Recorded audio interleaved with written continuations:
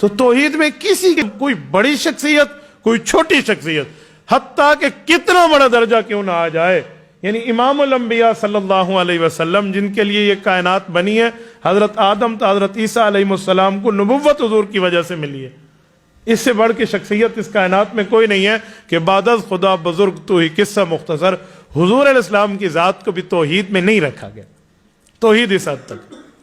تو یہ اپنے ذہن سے ہم یہ نکال لیں کہ کوئی نہ کوئی معاملہ موجود ہے، توحید میں کمی کسی جگہ رہ گئی ہے نا، 100 حج کر لے بندہ اور اگلی صف کی نمازوں میں مصلی توڑ کے بیٹھ جائے، اس کی کمر سیدھی تھی بالکل جھک جائے رکوع کر کر کے، اس کے ماتھے پہ اتنے بڑے محراب کا نشان آ جائے، توحید میں 1% بھی کمی ہے نا، یہ مشرک ہے، یہ مومن نہیں ہے، موحد نہیں ہے، 1% بھی کمی ہے۔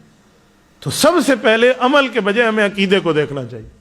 بعض اوقات بندہ عقیدے میں ایسا غلط بیٹھا ہوتا ہے جس کی وجہ سے اس عمل کا وجود اور عمل کا ثواب ہی نہیں ملتا۔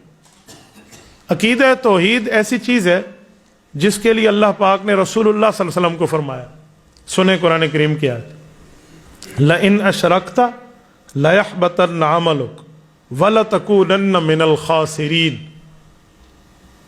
شاید یہ قرآن کریم کی آیت نہ ہوتی نا تو میں اتنی جسارت اور جرت نہ کرتا کہ میں اس کا ترجمہ کر لوں،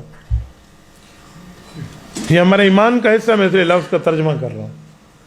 کہا ہے میرے پاک پیغمبر آپ، لَإِنْ أَشْرَكْتَ، توحید میں کمی آپ میں بھی آ گئی نا، شرک آ گیا، لَيَحْبَطَنَّ عَمَلُكَ، آپ کے تمام اعمال کو ختم کر دیا جائے گا، وَلَتَكُونَنَّ مِنَ الْخَاسِرِينَ، اور آپ نقصان اٹھانے والوں میں سے ہو جائیں گے۔ نہ رسول اللہ نے شرک کیا ہے، نہ کرنا ہے، نہ کر سکتے ہیں، نہ رسول اللہ صلی اللہ علیہ وسلم نے گناہ کیا ہے، نہ نبی نے گناہ کرنے، وہ معصوم ہے، لیکن بتایا، سمجھایا، سنایا، رٹوایا، یاد کروایا، امت کو جا رہا ہے کہ اتنے بڑے رتبے کی شخصیت میں بھی توحید یہاں تک بتائی گئی۔ اسی لیے کسی کی کتنی بڑی شخصیت کیوں نہ ہو، توحید میں فرق نہیں ہوتا۔ اللہ وحدہ لا شریک ازل تا ابد ہے۔ ازل کسے کہتے ہیں؟ جس کی ابتدا کوئی نہیں۔ ازل کسے کہتے ہیں؟ جس کی انتہا کوئی نہیں۔ بھئی ابتدا انتہا نہیں ہے تو سمجھے کیسے؟ بھئی سمجھ عقل سے ہوتی ہے، اور جہاں عقل کی حد ختم ہوتی ہے ربوبیت کی حدیں شروع ہوتی ہیں، تو سمجھنا ہے۔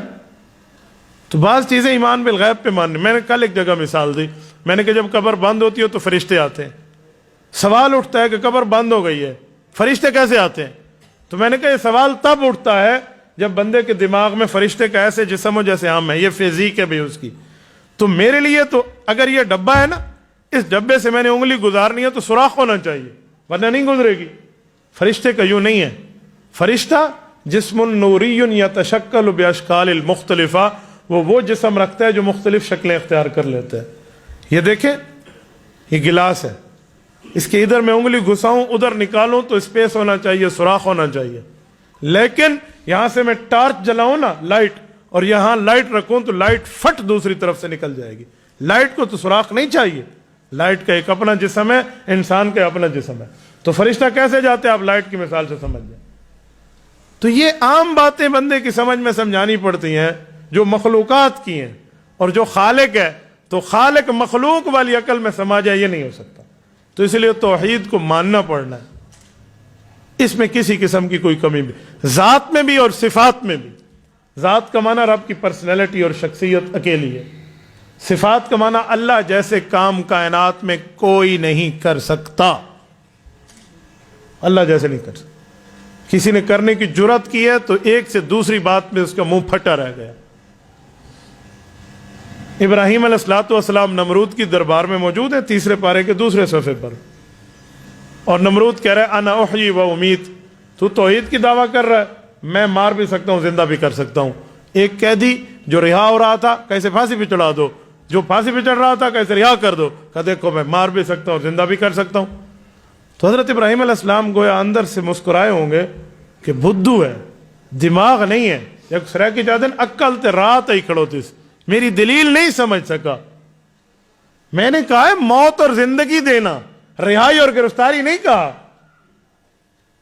تو اچھا چلو یوں نہیں سمجھے گا نا، تو اس کو اس کی طریقے سے سمجھاؤں۔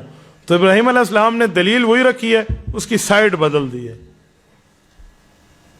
فرمایا اگر یہی بات ہے کہ اللہ والے کام تو کر سکتا ہے تو میرا رب ان اللہ یاتی بالشمس من المشرق، اللہ سورج کو مشرق سے نکالتا ہے، اور جب سے کائنات بنی ہے مشرق سے نکل رہا، فأت بہا من المغرب، تو ہمت کر کے ہمیں مغرب سے نکال کے دکھا، فبہت الذی کفر، وہ ہکا پکا رہ گیا، اس سے جواب نہ بن پڑا۔